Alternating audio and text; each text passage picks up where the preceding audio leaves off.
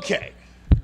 Now we're going to talk a little bit about some MMA, but first we got, what the hell am I trying to say here, George? We want everybody to go over to uncutsports.com. We're trying to push you guys. We just launched a new site. It's going to be real interactive. We're going to have a lot more material out there. And it's a place where you guys can kind of interact with Facebook, the Twitters. You can be able to you'll be able to eventually download.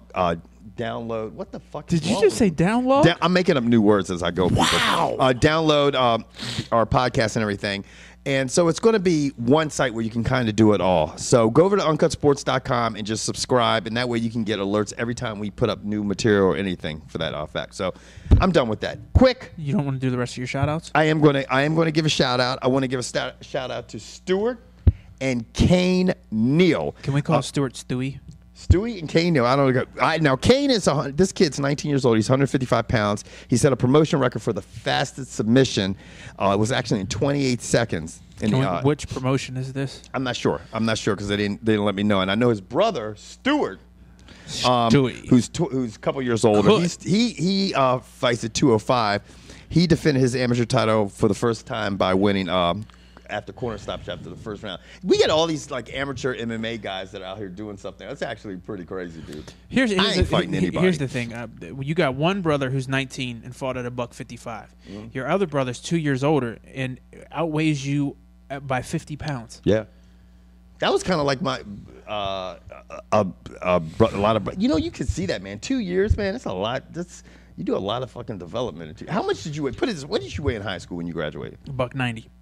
What did you weigh 2 years out of high school? Like 230. That's what I mean. It's that 2 years out of high school. That's when I put on a lot of size. Yeah, George was beating. Anyway, congratulations, guys.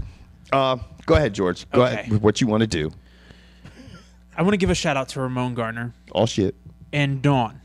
All double shit. Because both of you called me out and said I was being a wuss and being a nice guy, especially when we talked about MMA.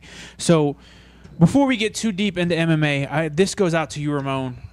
Ramon's on our Facebook group. He says a lot. If you don't know, but we'll see. Like, Ramon and I talked back and forth, and he came to me and he said, look, I got this bit of a problem with, I'm a little ashy. Mm-hmm. Do you have any idea what could help? Like he climbed out a vacuum cleaner bag and shit? Yeah, or just got smacked in the mouth with a giant powdered donut. Oh, shit. So he came to me, as you can see, a little ashy, but he's classy. So I went to Kevin and I said, Kevin, there's this dude Ramon. He's you two can relate with the pigment thing. And I know Ramon. And Kevin said, go to aisle 4, shelf 2, and this is what you'll find to help Ramon out. So you don't got to thank me, Ramon. Nope. And with Kevin and I'm about to say, and with Kevin and I's help, here's Ramon now. Fucking pretty, no ashes. Don't look like he's fucking. Thank you, Ramon. I appreciate it. Now it's time for me to go back to the old me. And what that means for the rest of y'all is I'm going to say some shit that y'all don't like. Y'all are going to have to get over it and fucking grow some balls. Yeah, stop crying. Now, that will bring us to the event UFC on Fuel TV, Gustafsson versus Silva. This is in Sweden. I tried to get tickets. My plan was to go. Right. And then that shit sold out in 23 and a half seconds. And I was like, okay. Well, yeah, those events are selling out really fast. UFC is not hurting for any cash. No. We're going to start with the top. We're going to go 5 events. We're going to cover 5 events that are going to be on the 5 fighters, not 5 events. Yeah. Well, 5, not even fighters either. You got it wrong. Yeah. We're gonna review 5 matchups. 5 matchups, okay, guys? Hopefully these all make it. This is gonna be on Fuel TV for the 13 people who will be able to watch Fuel TV and see this. Congratulations. Right. I'm not sure where I'll be watching it. I know it won't be in front of my TV, but the first fight of the night we're gonna review is, and now mind you, for all you folks who haven't done it, and we've always complained about where to get stats, where to get records, from here on out, Kevin and I will be getting our stats and our records and things from the UFC.com website. So if you have any issues with us, it's not with us. When the fighters are when we're covering UFC events and stuff, just so because people are saying, oh, you go to Wikipedia, fuck all that shit. We're going to get them from the horse. Mouth, okay. And the horse says DeMarcus Johnson will face John McGuire. Right. Now, John McGuire has 1 fight in the UFC to DeMarcus Johnson's 7. Right. A couple other categories we've added are notable wins, notable losses, striking. So you'll see. For me, since I compiled this, I was looking at DeMarcus Johnson's record, and he doesn't have any notable wins. I mean, he does have a notable win over Amir Sadallah.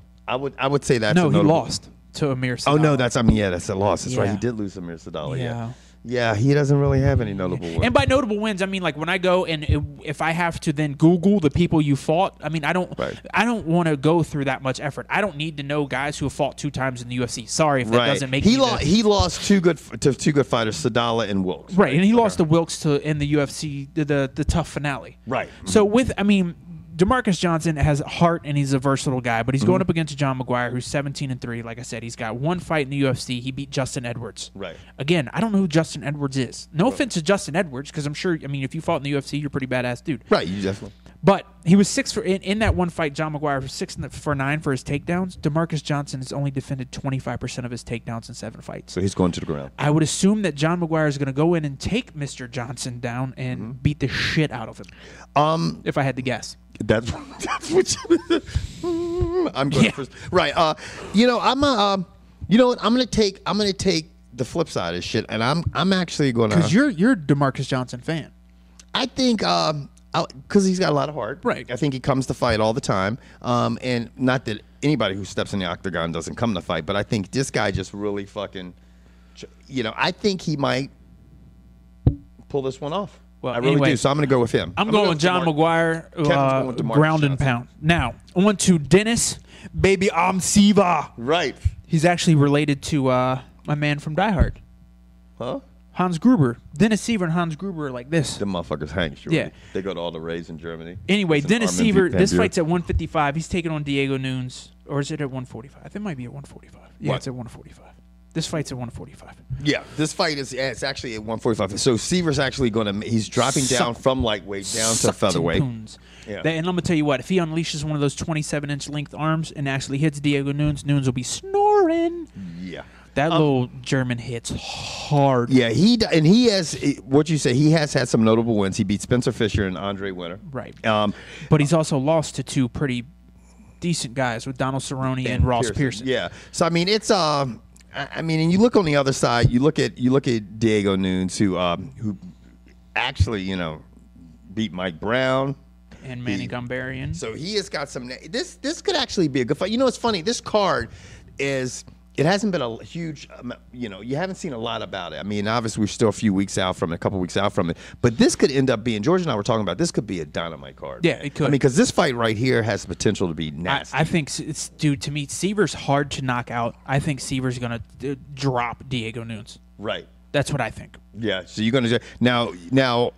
He's great at defending strikes. Nunes is somebody that is basically he likes to strike, to some degree. So I mean, he's going to have to defend these strikes. This says Jimmy and Kevin all over it. Yeah, man.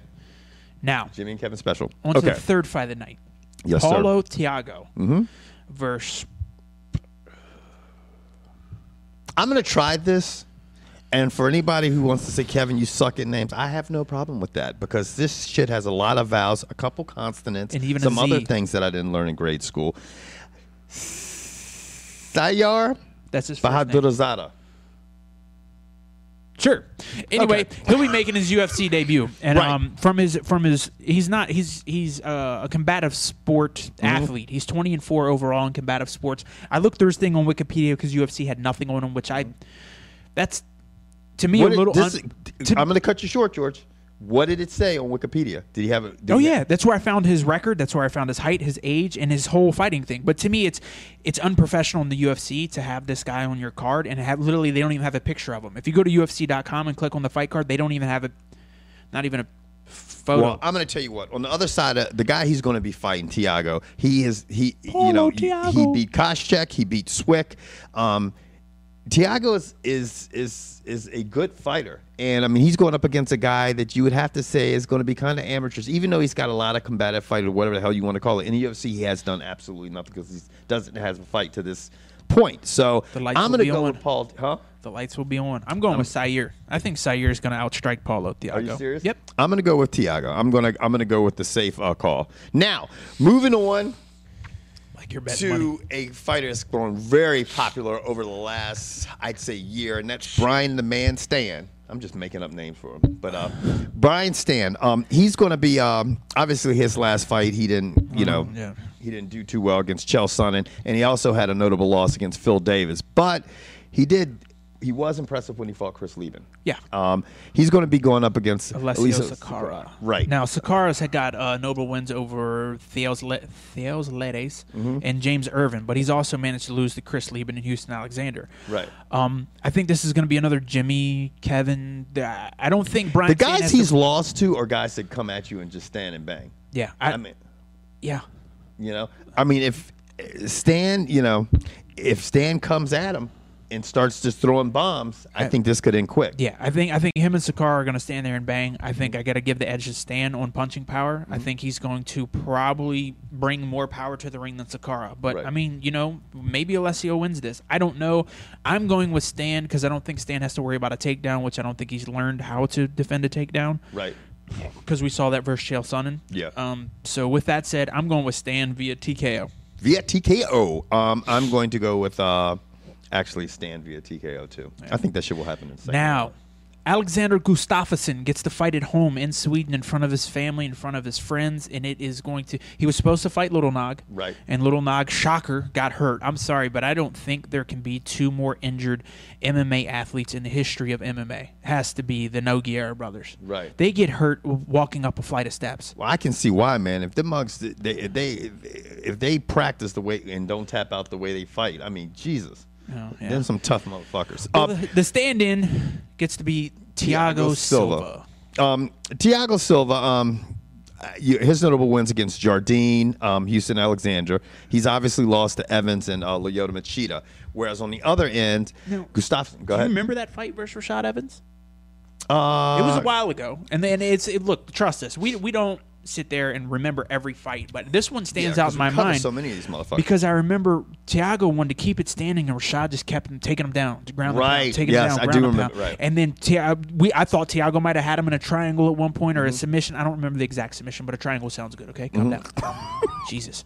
So I'll be interested. I don't think Gustafsson. It was strange looking at Gustafsson's stuff on UFC because it says he gets a lot of submission wins or he's good at submissions. But if you look at his takedowns, he's only 43% on his takedowns, and I say only because he's only attempted 7 and landed 3 takedowns. Huh, okay. So it was a little strange to see that because I think Gustafsson and I think a finisher. I think a guy who can finish it standing, but obviously he can finish it with submissions as well. Well, he definitely finished it against was Vladimir Matyshenko. Oh yeah, he destroyed Matyshenko. And then he obviously had a good win over Matt Hamill, as well, who's always But he also lost to what other people would consider somebody who's his equal. They're both. You got two up and comers with Gustafsson and Phil Davis. Right. And Phil Davis we just watched get destroyed by Rashad Evans. Right. So I mean I don't know where if Gustafsson beats Thiago Silva, I don't know where this puts him next. I don't want to thrust him in the top 5, but he's gonna have to fight a guy in the top 5. He's gonna. I mean.